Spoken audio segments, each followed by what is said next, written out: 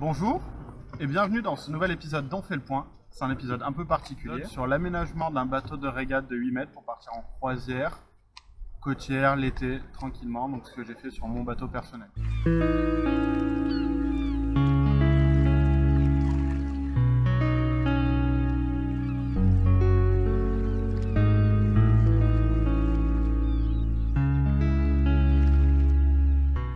Donc il s'agit d'un aménagement sur la base d'un Deepsea 80+, bateau de régate de 8 mètres. C'est un aménagement qui a été fait pour faire de la croisière en côtier semi-hauturier pendant plusieurs semaines pour un couple, plutôt un couple de jeunes quand même parce que c'est assez spartiate. Là on est dans le cockpit, c'est vraiment l'espace de vie sur un petit bateau, surtout en Méditerranée l'été. Pour l'agrément de ce bateau, on a trouvé ces coussins inclinables avec une armature, ça c'est super agréable. Deux rangements de manivelle de winch et un sac à bout qui nous sert surtout de sac à tout gourde, crème solaire, tout ce qui nous traîne sous la main, au lieu que ça traîne au fond du cockpit, ça va là-dedans. Particularité de ce bateau, il y en a deux. La première, c'est que sous le poste de bar, il y a un espace pour pouvoir ranger un radeau de survie, où dedans il y a le radeau de survie et la nourrice d'essence. C'est super pratique. Et l'autre particularité qui est moins pratique, c'est comme c'est un bateau de course, il n'y a pas de bail à mouillage. Donc le mouillage, il est dans une caisse, qui est ici. Et du coup, c'est une manœuvre assez particulière parce qu'on mouille toujours par l'arrière. Et une fois que l'ancre est accrochée au fond, on fait une rotation pour que le bateau tire un peu moins sur son ancre.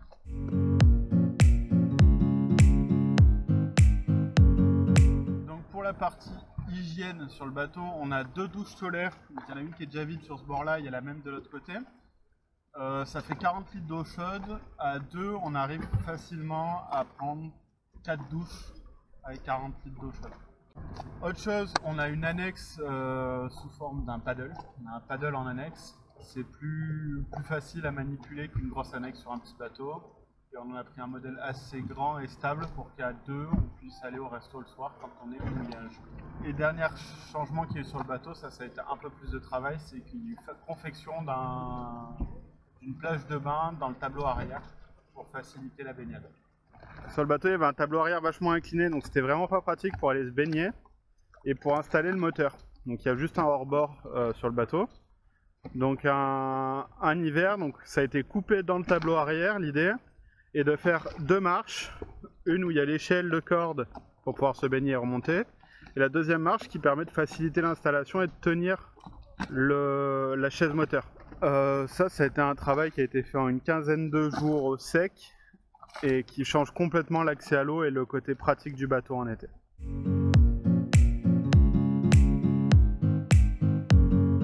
Donc, bienvenue à l'intérieur du Deepsea Plus.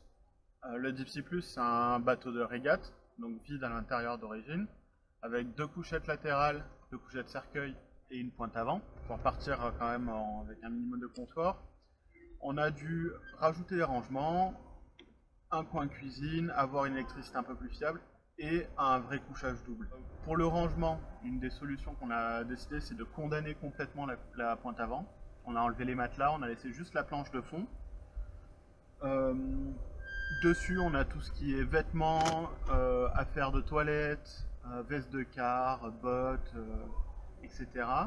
Et en dessous, il y a la caisse à outils et la batterie du bateau, c'est tout. Donc pour la partie cuisine, il y a eu quelques choses qui ont été nécessaires. Déjà la première, c'est un vrai réchaud sur cardan.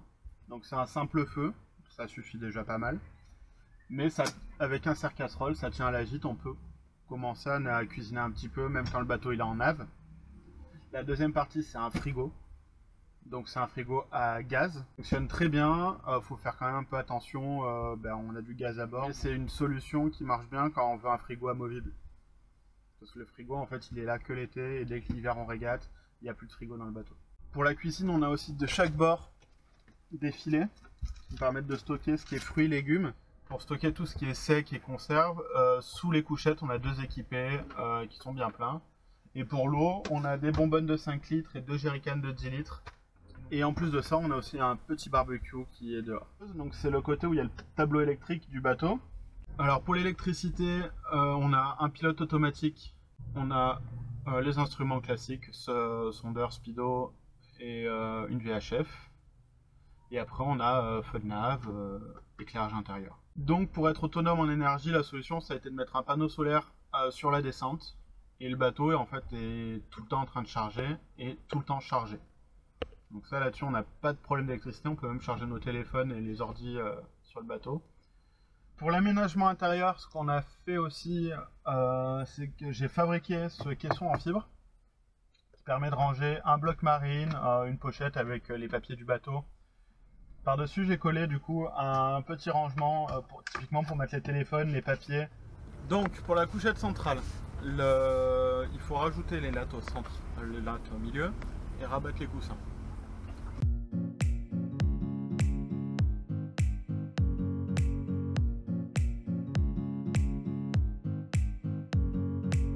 Donc une fois qu'on a mis les lattes, on n'a plus qu'à ramener le matelas, sortir ses oreillers,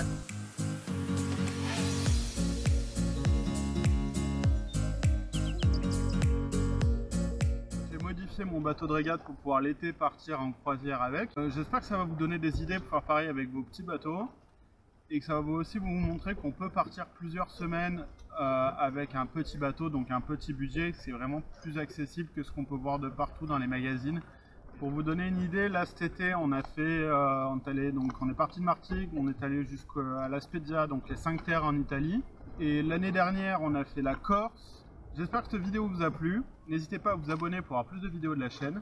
Et si vous avez des questions ou si vous voulez voir des trucs en particulier, n'hésitez pas à le mettre dans les commentaires.